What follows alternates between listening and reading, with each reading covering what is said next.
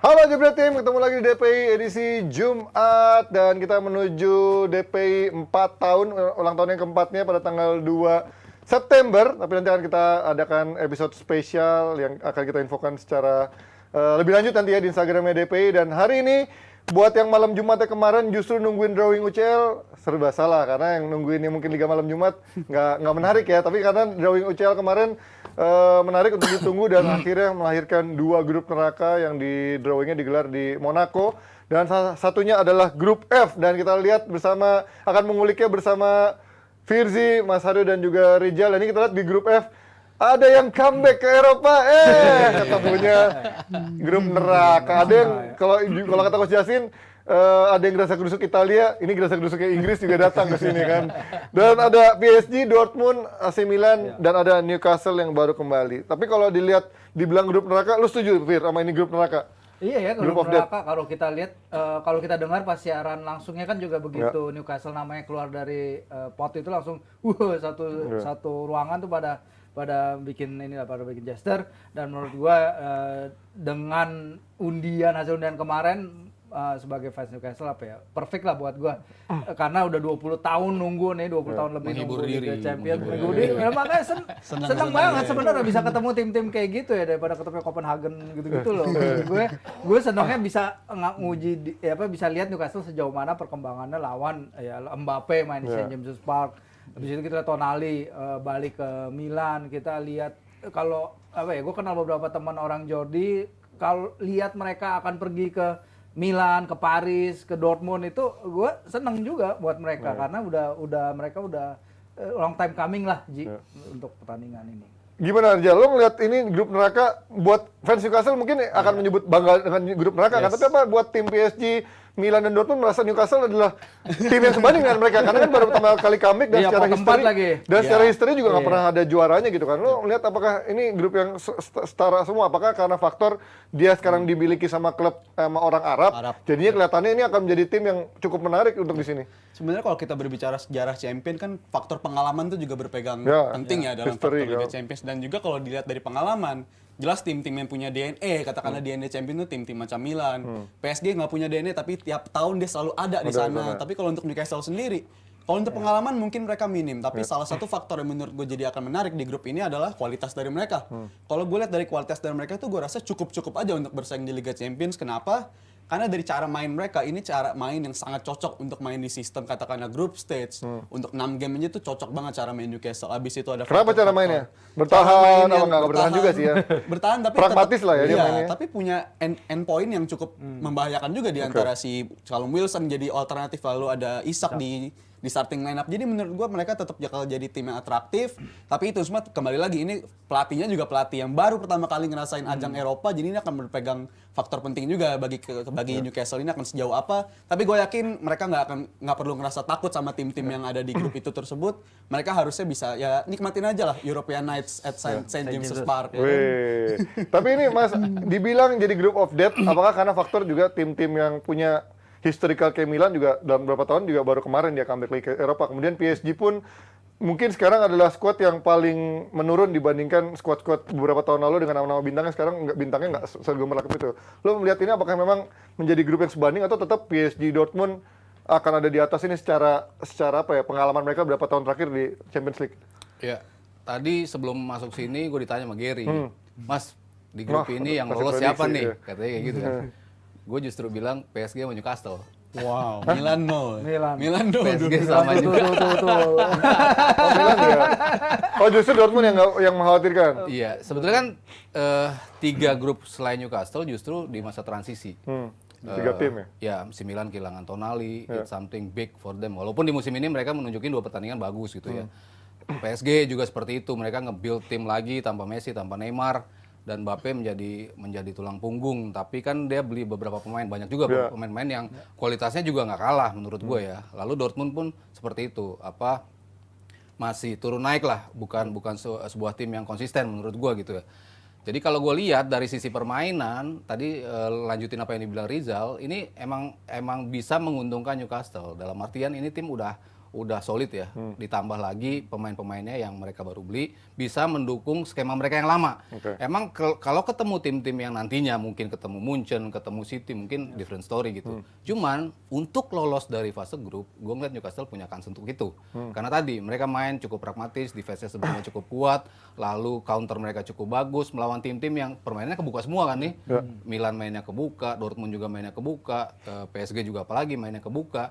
Justru transitional play-nya Newcastle ini menurut gua punya peluang untuk bisa menjungkir balikan prediksi orang di mana yang naruh mereka mungkin paling bawah ya di fase grup ini. Cuman nanti mereka rontok di fase 16 ya udah itu lain cerita gitu. Cuman untuk lolos justru ini kans mereka ada di fase grup ini.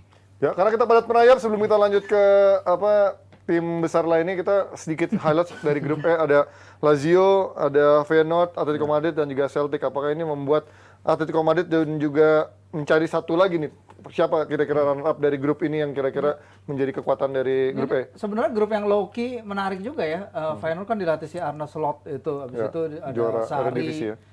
Sarri di Lazio, kita tahu bagaimana dia bermain menyerangnya, dan Atletico Madrid yang sepanjang 2023 ya Mas Sarri pernah bilang tim terbaik di Spanyol dengan Diego Simeone yang kayaknya lagi pingin mengubah skemanya menjadi lebih ofensif. Jadi menurut gua ini grup low key yang menarik, apalagi ada Celtic juga yang kita tahu punya warisan DNA dari Ange Postecoglou bahwa mereka bermain ofensif. Menurut gue sih kalau ada grup yang pingin kita nonton selain sekarang siapa ya? Rodgers lagi ya?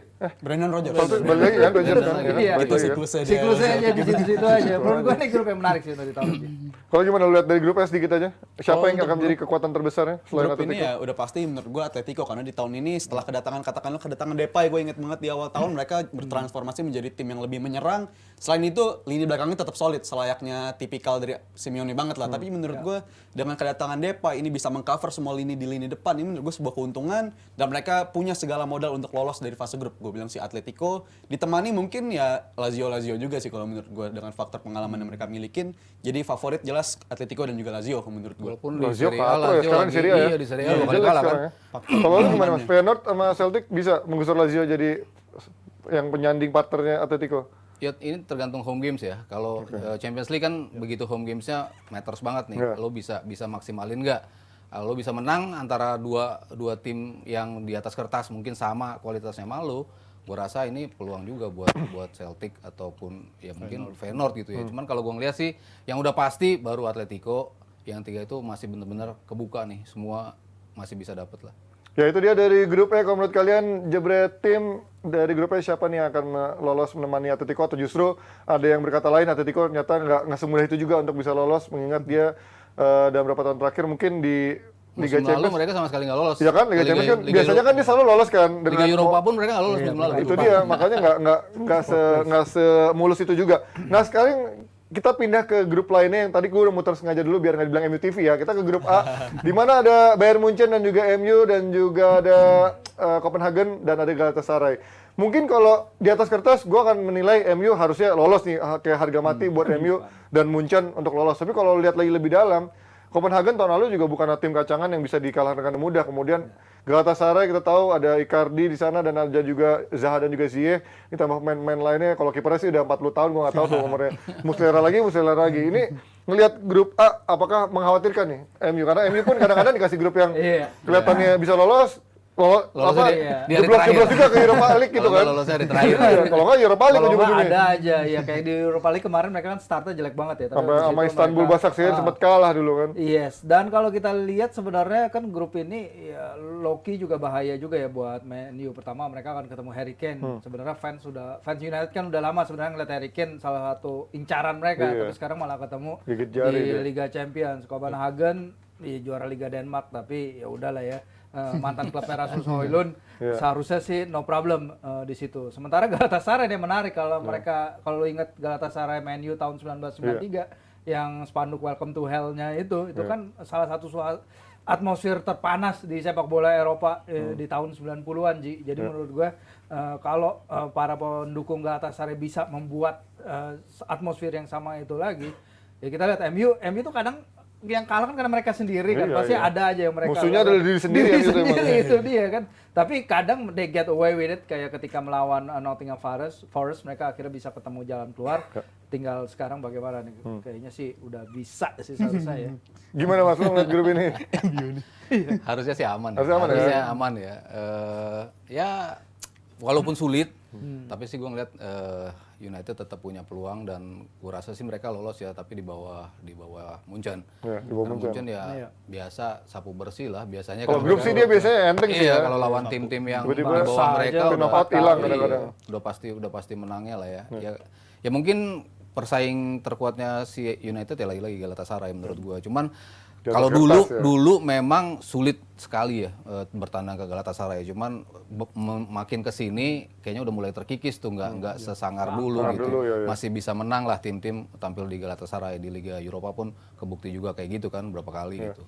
Jadi gua tetap melihat United sama si Munchen lah yang akan lolos. Lo Jal? Kalau dari gue lolos enggaknya United ya tergantung dari United. Ya katakanlah dari Munchen calculated loss lah di pertandingan 2 lawan Munchen itu katakan calculated loss, tapi akan menjadi sangat bahaya apabila mereka nggak bisa mencuri poin yang dikatakan calculated win lawan Galatasaray dan juga Copenhagen ya. Karena kalau dari skuadnya mungkin dari cadangan mereka ada, tapi kan kita tahu sendiri perbandingan kualitas antara squad line up utama MU sama cadangannya itu benar-benar mengkhawatirkan lah. Ini lu bisa ngeliat drop off dari performance itu sangat-sangat bahaya gitu dari United. Dan juga dari faktor musim lalu pun ketika ada fixtures yang mepet nih antara Eropa dan juga Liga itu biasanya United salah satu dari pertandingan itu akan drop gitu. Jadi menurut gua akan jadi tantangan tersendiri bagi United gimana dia bisa memanage pemain-pemainnya supaya bisa tetap fit dan secepatnya mereka makin cepat mereka ngamanin tiket di 16 besar makin bagus. Katakanlah 3 atau 4 game awal harus jadi pertandingan yang mereka pertaruhkan gitu. Oke, kalau grup C Madrid Napoli enteng lah ya. Ngeliat dari harusnya dua di atas kertas dua tim ini akan dengan mudah menjadi juara dan juga runner up ya. Ya, jadi kalau gue baca aja yang menarik dari laga Napoli sama Madrid ini, dibilang laga Madrid-Napoli ini salah satu pertandingan yang bikin UEFA mengubah format dari Piala Champions ke Liga Champions. Karena ketika itu Madrid dengan cepat mengalahkan Real Madrid mengalahkan Napolinya Maradona di babak awal Liga Champions, gue lupa tahun berapa. Nah ini yang membuat salah satu bumbu menarik bagi gua di pertandingan ini. Dan kemudian ada juga soal Ancelotti, karena kita jangan lupa Ancelotti itu keluar dari Napoli itu situasinya benar-benar hancur banget. Dan masih minta gajinya dibayar ya masalah ya. Iya, waktu itu sampai dituduh nepotisme segala kan, anaknya juga jadi di tim kepelatihannya yang Davide yang sekarang juga masih di bawah itu sempat jadi masalah dan lain-lain. Jadi Napoli lawan Real Madrid di Diego Armando Maradona Stadion tuh menurut gua akan jadi salah satu pertandingan paling pecah sih di fase grup. Ya kalau dari grup C kelihatannya gampang, grup G juga gue juga akan mengatakan dengan sangat mudah City dan juga Leipzig ini kayaknya punya orang dalam City berapa tahun terakhir. Soalnya fase grupnya gampang-gampang banget nih. Mendingan kita langsung bahas dari grup yang rasanya Europa League ya. Ada Arsenal, Sevilla, terus juga si siapa PSV dan juga Lens. Ya. Lu melihat ini Mas Aryo dulu? Ya Lens juga kemarin juga cuman beda satu peringkat kan sama PSG. Beda satu poin juga sama PSG, walaupun PSG kayaknya ngefur ya. Berapa pertandingan ini tim sering kalah kok masih di puncak klasmen sih kayaknya. Begitu mulai dia udah dapat poin duluan gitu. Ya rame sih comeback-nya si Arsenal. Kita nggak tahu mereka bisa sustain dengan permainan mereka apa enggak. Kemarin di tes di Europa League kadang bisa bagus, kadang bisa jelek. Mentalitinya masih patut dipertanyakan. Cuman kalau untuk sekedar lolos, ya menurut gue ya masih lolos lah ya. Masih nggak lawannya sulit Feyenoord sama Sevilla. Sevilla juga kadang-kadang kalau di Champions League agak blow on, tapi begitu jago ke Europa League turun, juara lagi dia. Ini nyari peringkat 3 aja deh biar juara lagi Europa League ujung-ujungnya gitu ya. Dan apa ya Super Cup juga juara kan kemarin. Ya ini kayaknya emang spesialis yang minor-minor gitu lah. Dia nggak kalau di Champions League kelihatannya kalah dong sama kalah ya?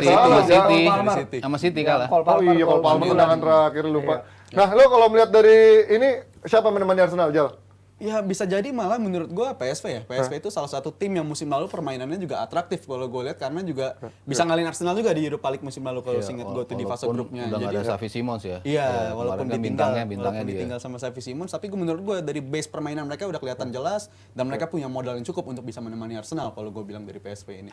Ya itu lihat dari grup UCL rasa Europa League, nanti kita lihat apakah ada kejutan misalkan Arsenal turun ke Europa League misalkan biar makin kerasa kental dengan Liga Malam Jumatnya. Sementara dari grup lainnya ada Barcelona yang kelihatannya grup hahihi ya, Barcelona dengan santainya di atas kertas lawan Shakhtar, lawan Porto dan juga Antwerp. Ini Antwerp lagi kayaknya akan sangat mudah untuk dibantu. Walaupun ada Toby Alderweireld tapi nggak akan ngaruh lah. Toby Alderweireld umurnya juga udah 50 tahun kali, gue nggak tahu umur berapa. Ini lihat dari grup ini, kalian melihat apakah ada grup lain yang potensi cukup menarik juga untuk dibahas? Mungkin grup D misalnya, menurut gue itu juga grup yang sebanding semua ya. Inter, Bukan grup of death, tapi menurut gue kualitasnya hampir Justru selevel yang semua itu tuh. rata. Salzburg, Sociedad, Inter Milan dan juga Benfica. Bahkan Kadang-kadang orang asosiasinya kan group of death-nya ada 2 yang jago gitu. Iya, iya. Padahal justru yang 4 yang biasa Empatnya itu yang biasa aja, itu yang justru lebih seru ya. Iya, Makanya. yang rata gitu. Itu dia dari drawing Liga Champions. Kalau kalian jagoannya pilih siapa untuk juara dan juga runner up-nya, kita akan kembali dengan topik yang gak kalah menariknya